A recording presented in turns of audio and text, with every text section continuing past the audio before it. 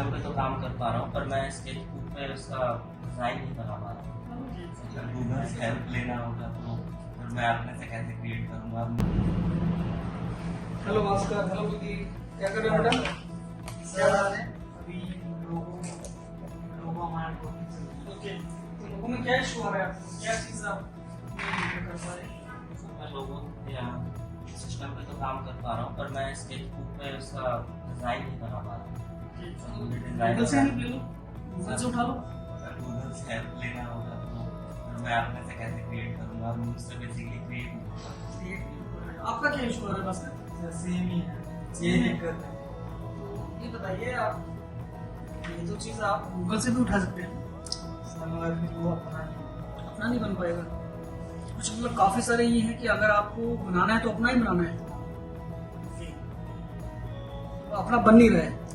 तो इसका मतलब स्केचिंग वीक है, ड्राइंग्स नहीं है, शेप नहीं आती, कंपोजिशन का नहीं पता, साइज कैसे बनेगा, क्या मेजरमेंट, शेडो का क्या होगा, वो कुछ भी आइडिया नहीं है। चलिए फिर मैं आपको लेके चलता हूँ। तो लोगों पे आप काम कर रहे हैं और आपसे चीज़ें बन नहीं रही हैं, यानी कि स्केचिंग और आपको वो चीज़ें नहीं है, तो गूगल से भी हेल्प नहीं लेनी है, कुछ अपना बनाना है।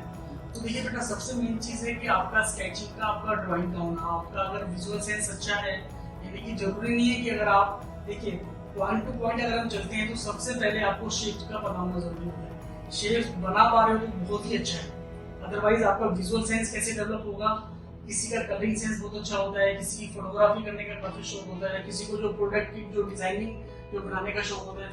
डिजाइन जहाँ पर वर्ड स्टार्ट हो जाता है वहीं पर ही हमारी चीजें काफी फास्ट लेवल पे हम सोचना शुरू कर देते हैं। उस सोच में अगर हम बात करें तो सबसे पहले हमें ऊंचा सोचना है, मतलब ब्रांड की तरफ सोचो। तो आज हम आपको ना ब्रांड की कुछ चीजें सैंपल हम आपके लिए लेके आए हैं। इसमें आपने कैनन देखा होगा, रजनीगंधा है, राइट, विम्स है, पाइपर है, कोका कोला है, ये सारे ब्रांड्स हैं।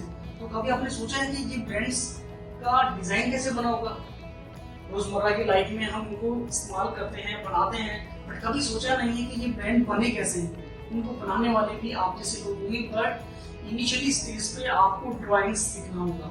क्योंकि अगर ड्राइंग, जैसे मैंने आपको कहा ना, आपसे पूछा कि गूगल से हेल्प ले लो, तो आपने बोला कि सर गूगल से हेल्प लेना होगा तो फिर मैं आपके पास क्यों आऊँगा, मैं आपके पास क्यों सीखूं? क्योंकि गूगल तो हर चीज़ों का जो सोल्यूशन है, ट्यूटोरियल्स वहाँ पर पड़े हुए हैं, सब कुछ पड़ा हुआ, तो मुझसे अपना नहीं बन पा रहा है।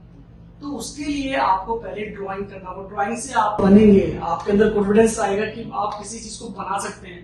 उसमें सबसे पहले आप अपनी शेप पे काम करेंगे, स्टिल लाइफ, कंपोजिशन और बॉडी प्रोपोर्शन, यानी कि आपको बेसिकली अपनी पेंसिल की लाइनों पे अपनी ग्रिप लानी, यानी कि किसी भी चीज को आप इजीली ड्रॉ कर सकें।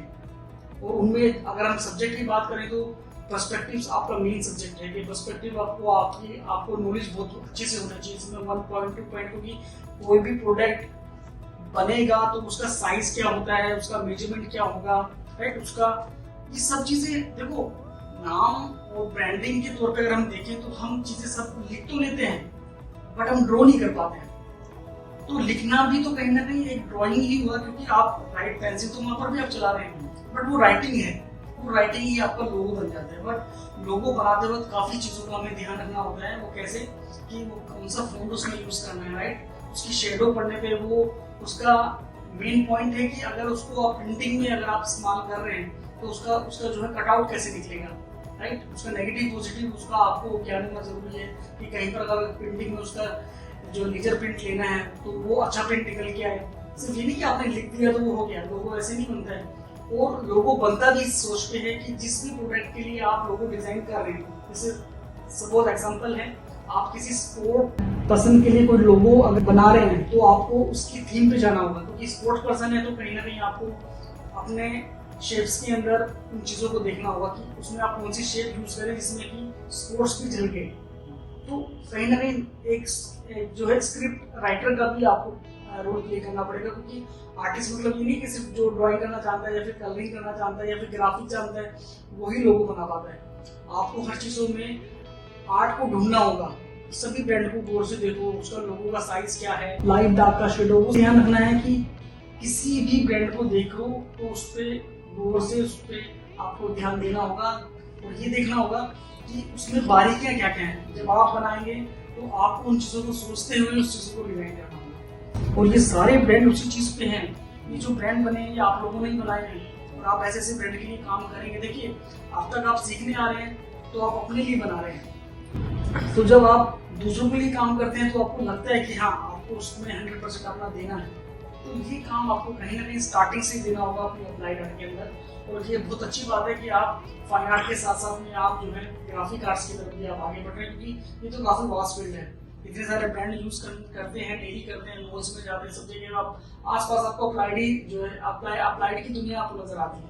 तो ये अप्लाइड की दुनिया में आपको अंदर जाना होगा और सब ब्रांड को उसी नजर से देखना होगा जिस नजर से आपको आर्ट नजर आए, और फिर आप धीरे धीरे इन चीजों के अंदर अपना स्पेशलाइजेशन भी देखेंगे कि आप पहले स्टार्टिंग में आपको कौन कौन से स्टेप लेके चलने हैं और थोड़ा थोड़ा सभी को जानना है।